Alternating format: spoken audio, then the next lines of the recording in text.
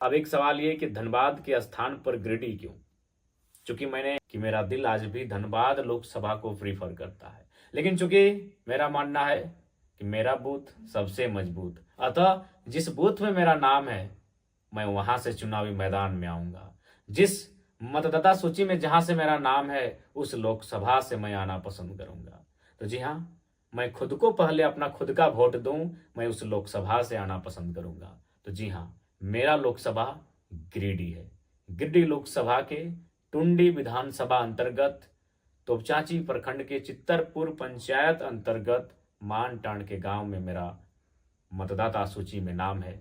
अतः गिरिडीह लोकसभा चुनावी मैदान में मेरी आने की तैयारी हो चुकी है और निश्चय ही आपके आशीर्वाद को लेकर गिरिडीह लोकसभा के चुनावी समर में मैं उतरने जा रहा हूं। अब जोहार झारखंड, जय झारखंड। लोकसभा चुनाव लगभग मैदान सज चुका है। सभी महारथी तैयार हो रहे हैं, अपने अपने सेना नायक की प्रतीक्षा में हैं। सब अपने अपने नाम की घोषणा होने का इंतजार कर रहे हैं। तो खैर, जिस लोकसभा सीट से मेरे आने की संभावना थी उस संभावना को अब मैं पूर्णतः आश्वस्त करने जा रहा हूं कि हमारी एंट्री झारखंड राज्य के पहाड़ों से घिरे हुए भौगोलिक दृष्टिकोण से एक सुंदर, बेहतरीन, शानदार लोकसभा गिरिडीह लोकसभा से होने जा रही है। चूंकि दोनों दलों ने अपने प्रत्याशियों की घोषणा कर दी है।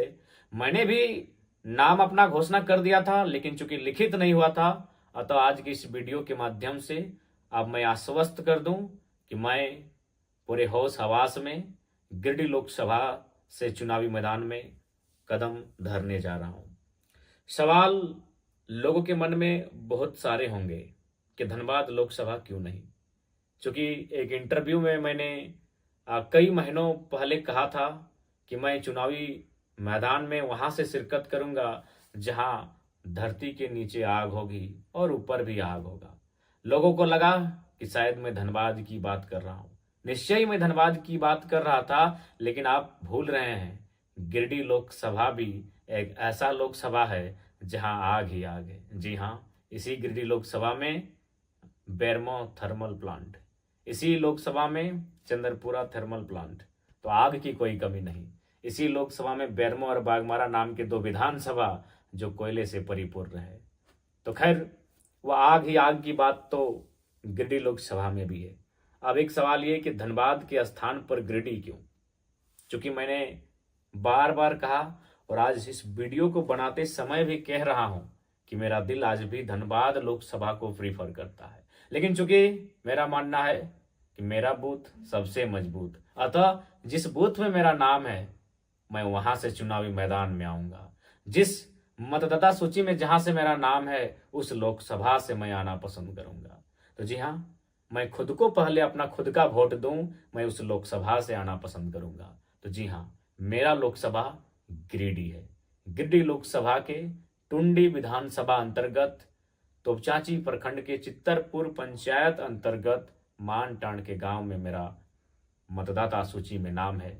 अतः गिरिडीह लोकसभा चुनावी मैदान में मेरी आने की तैयारी हो चुकी है और निश्चय ही आपके आशीर्वाद को लेकर गिरिडीह लोकसभा के चुनावी समर में मैं उतरने जा रहा हूं।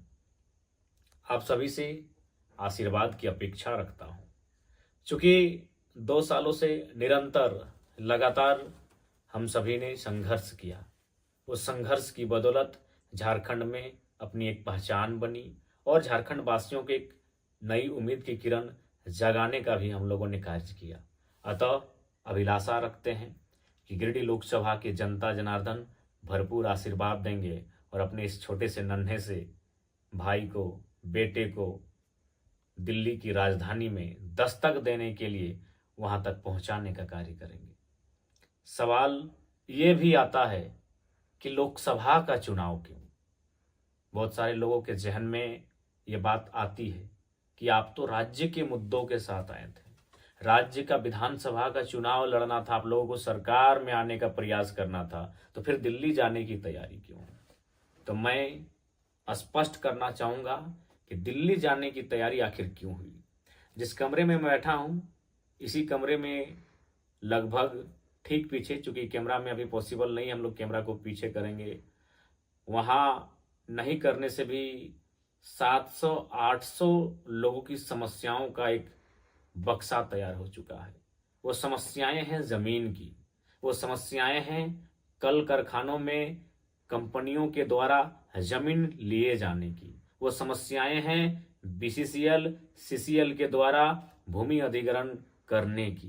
तो उन समस्याओं का समाधान कहीं ना कहीं दिल्ली में है, उन समस्याओं का समाधान कहीं ना कहीं देश की राजधानी में है। इसलिए लोकसभा का चुनाव भी अत्यंत आवश्यक है कि नए युवा पीढ़ी दिल्ली में जाएं, अपनी दस्तक दें और अपने विचारों को वहां रखे, डंके की चोट पर रखे। दोनों प्रत्याशी आ चुके हैं, लेकिन मैं यही कहना चाहूंगा, इनका राजनीतिक जीवन किसी का 15 वर्षों का है, किसी का 20 वर्षों का है। इन्होंने कितना सदन में जनता के मुद्दों को रखा, उठाने का कार्य किया, पेपर लीक पर इन्होंने कितना बात किया, किसान मजदूरों के हालात पर कितना बात किया, ये आपसे छुपा नहीं है। अतः बेबसी में वोट ना पड़े, लाचारी में वोट ना पड़े, दिल्ली को देखकर और किसी को हराने को लेकर वोट ना पड़े। अगर वोट पड़े तो मजबूती के साथ पड़े कि मेरा एक ही नेता चुनकर क्यों ना भेजूं, दमदार और तगड़ा भेजूं, इसलिए मतदान करें। तो मैंने स्पष्ट कह दिया कि चूंकि जमीन अधिग्रहण की जो समस्याएं, जो फाइलें मेरे सामने पड़ी है, लगभग 700 लोगों की समस्याएं हैं। जब मेरे पास 700 लोगों की समस्याएं हैं तो सोच के देखिए, इन 2-3 जिलों में जितने विधायक, सांसद, जिला परिषद तथा अन्य जनप्रतिनिधि होंगे, उनके पास कितनी समस्याएं होंगी। तो इसलिए उन समस्याओं का समाधान दिल्ली में होगा। अतः दिल्ली कुछ करने की तैयारी है। इसलिए अब युवाओं की बारी है, क्योंकि ये बोलते नहीं हैं, ये बात करना नहीं चाहते हैं। और क्यों करें?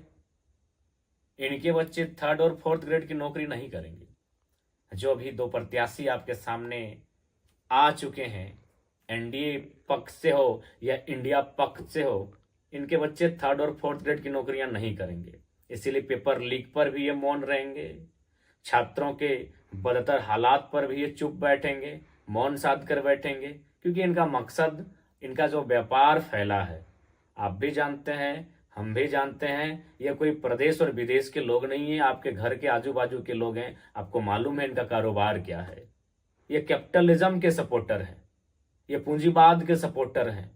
अतः ऐसे युवाओं का चयन करें जो आपकी बातों को, छात्रों की पीड़ाओं को, किसान मजदूरों की पीड़ा को सदन में बेहिचक रख सके। आज ये 15 वर्षों से राज्य का नेतृत्व किया, विधानसभा के सदन में ये बैठे। आप बताइए कितनी बार इन्होंने मुखरता के साथ खतियान आधारित स्थानीय नीति, एक बेहतर नियोजन नीति, विस्थापन नीति, पुनर्वास नीति इत्यादि पर इन्होंने चर्चा किया हो या फिर अपने माध्यम से प्रेजेंटेशन दिया हो। बस 5 साल काटते हैं, बदले में जीटी रोड में कहाँ जमीन मिलेगा, कहाँ किस कंपनी में पार्टनरशिप होगी, कहाँ कौन सा मॉल खरीदेंगे, कहाँ कौन सा बढ़िया सिटी में एक जगह मिलेगा जहां मार्केट बनाएंगे। इसके अलावा अगर छात्रों के हित में अगर आवाज उठाया हो, इसके अलावा अगर बेरोजगारों के हित में आवाज उठाया हो, तो आप एक बार सोच लेंगे। इसलिए गिरिडीह लोकसभा में ये युवा आपका आशीर्वाद लेने इसलिए आया है कि 2 वर्षों के संघर्ष के बाद हम लोगों ने यह निर्णय लिया है। अतः गिरिडीह लोकसभा से चुनाव क्यों लड़ रहे हैं, गिरिडीह लोकसभा के नाते दिल्ली जाने की तैयारी क्यों है, संक्षिप्त में इस विषय पर हम लोगों ने बात किया। अतः उम्मीद करते हैं आपका आशीर्वाद, आपका प्यार आपके बेटे, आपके भाई को मिलेगा और दिल्ली में दस्तक देने की जो तैयारी है वो धाकड़ होगी। जोहार झारखंड।